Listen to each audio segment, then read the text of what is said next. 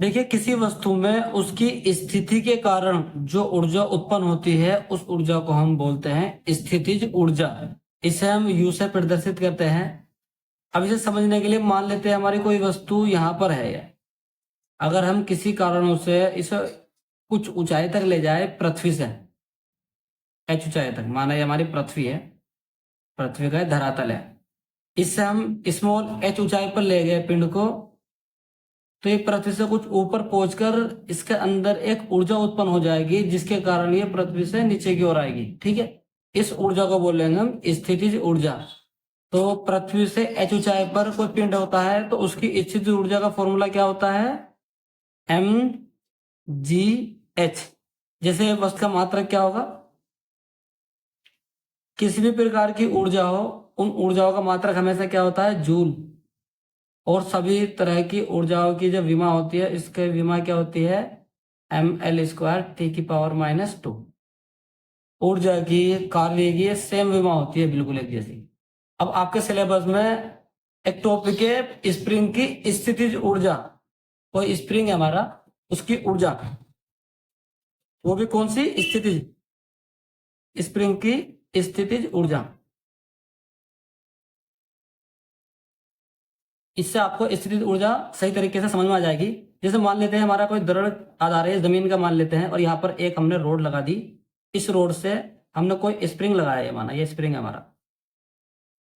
एक सिरा तो स्प्रिंग का हमने एक आधार से बांध दिया है, एक डंडे से बांध दिया, माना है ठोस है, दीवार है, दीवार से बांध दिया है, और एक कोने पर हमने इसके कोई m द्रव्यमान का पिंड रख दिया है।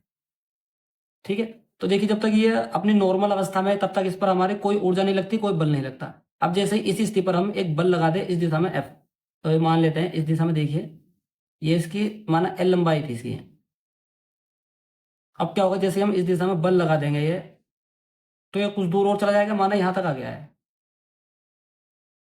ये द्रव्यमान का पिंड है, यहाँ तक इसकी पुरानी लंबाई थी L। अब इसकी स्प्रिंग की लंबाई में कुछ वृद्धि हो जाएगी, जैसे ही हम इस दिशा में बल लगा देंगे तो कुछ ही स्प्रिंग खिंचता हुआ चला जाएगा, माना इसकी जो लंबाई में वृद्धि है x हो गई है।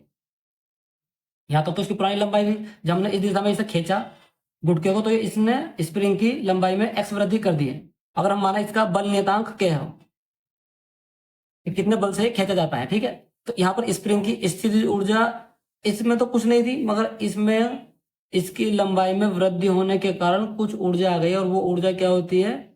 हाफ, जितने ही लंबाई में वृद्धि की है x के x², के जो होता है इसका बल नियतांक होता है, और x जो होता है इसकी लंबाई में वृद्धि होती है। देखिए इस फॉर्मूले से हमें दो बातें समझ में आती है। एक तो यह कि जो हमारी किसी भी स्प्रिंग की स्थितिज ऊर्जा होती है वो स्प्रिंग की लंबाई पर निर्भर नहीं करती। इस फॉर्मूले में कहीं पर भी L नहीं आया, मतलब लंबाई पर निर्भर नहीं करती, और ना ही उस गुटके के द्रव्यमान पर भी निर्भर करती है कि कितना वजन का गुटका इसे खींच रहा है, इस बात पर भी निर्भर नहीं करती। निर्भर किस चीज पर करती है? कि इसकी जो स्प्रिंग है इसका बल नियतांक क्या है और इसकी लंबाई में कितनी वृद्धि की गई है। ठीक है, जैसे ही इसको हम छोड़ेंगे इधर से तो तुरंत ही यहाँ तक आ जाएगी। किसके कारण आएगी? इसकी स्थितिज ऊर्जा के। स्थितिज ऊर्जा ये होती है जैसे ये अपनी पुरानी अवस्था में आने की कोशिश करेगा हमेशा ही। अगर ऊपर फेंकते हैं तो नीचे आने की कोशिश करेगा, और किसी भी तरीके से हम खींचते हैं तो वापस आने की कोशिश करेगा। अब यहाँ पर भी इसका मात्रक भी सेम हो जाएगा। सभी तरह की ऊर्जा का मात्रक क्या होता है? जूल। और विमा क्या होती है इसकी? ml² T⁻²।